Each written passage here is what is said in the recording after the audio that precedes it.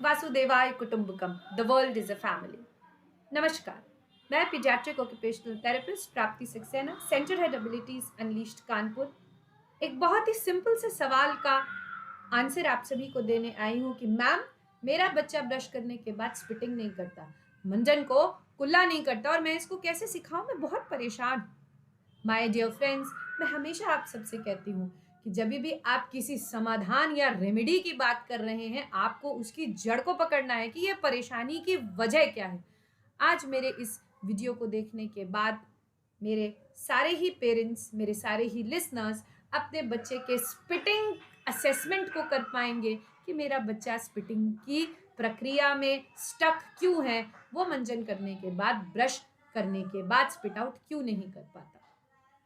सबसे पहली बात, क्या मेरे बच्चे का कॉग्निशन यानी कि समझ इस लेवल पे है कि वो स्पिटिंग की गतिविधि को समझ रहा है, वो ब्रश को पहचान रहा है, वो मंजन को पहचान रहा है, वो वॉशरूम को पहचान रहा है और माँ हर बार मेरे को स्पिटिंग करने को क्यों कह रही है ये समझ रहा है।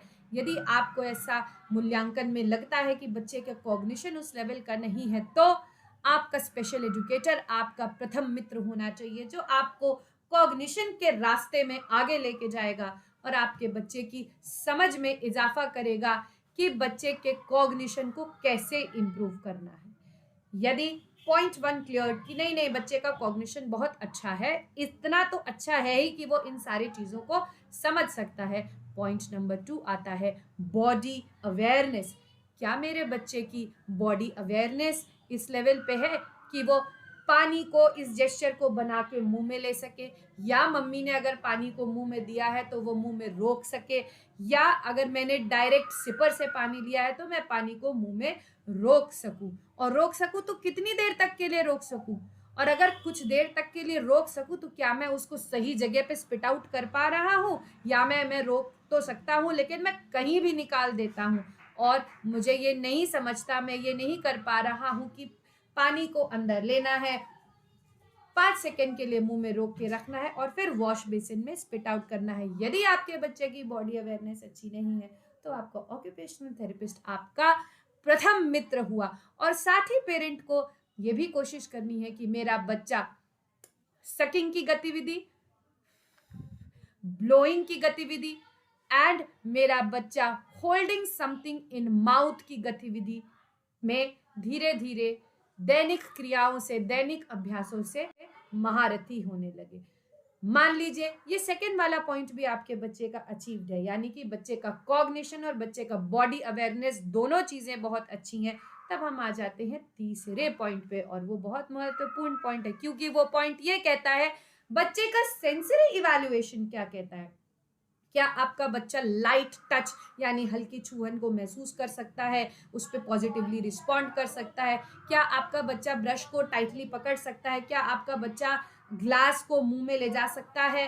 क्या आपका बच्चा पानी के चलने की आ रही साउंड से या मम्मी के बार बार बोलने की साउंड को ऐसे प्रोसेस कर सकता है कि वो बिना बिहेवियरल आउटबर्स्ट किए या बिना बिहेवियरल ओवर रिएक्शंस के आगे बढ़ पाए?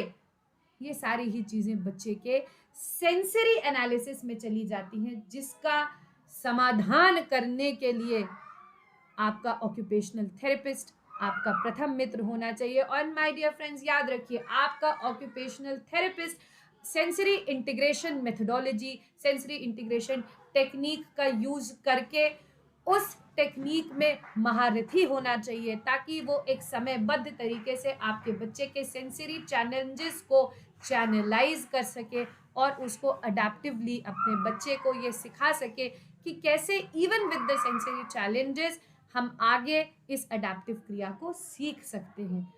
अगला क्या आता है? अगला असेसमेंट आता है नंबर अटेंशन का।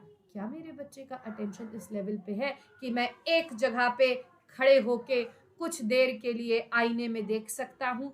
क्या मैं इतनी देर तक स्टेबल रह सकता हूँ कि मैं स्पिटिंग की गतिविधि को परफॉर्म करूँ? अटेंशन सस्टेन्ड होना चाहिए, अटेंशन जॉइंट होना चाहिए कि दो लोग मिलके एक साथ एक काम को कर पाए। पॉइंटर है रेस्पिरेशन का। अरे, रेस्पिरेशन की क्या जरूरत है?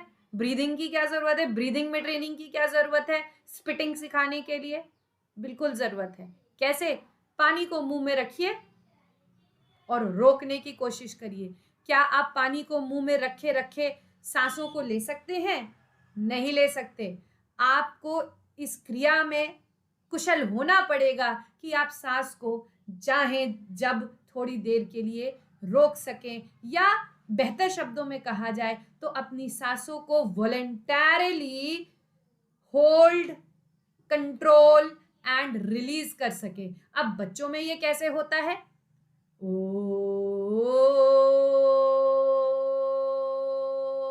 का अभ्यास करें। बच्चा नॉन वर्बल है, बोलता नहीं है।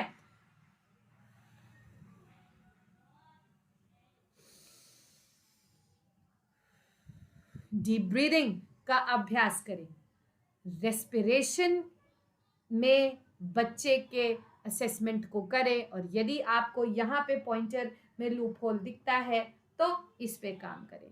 छठे और बहुत महत्वपूर्ण और आखिरी पॉइंटर की तरफ इसी के साथ बढ़ते हुए मैं आप सबको बताऊंगी कि किसी भी स्किल को या कला को सीखने के लिए उस क्रिया के किए गए अभ्यास का बहुत बड़ा रोल होता है।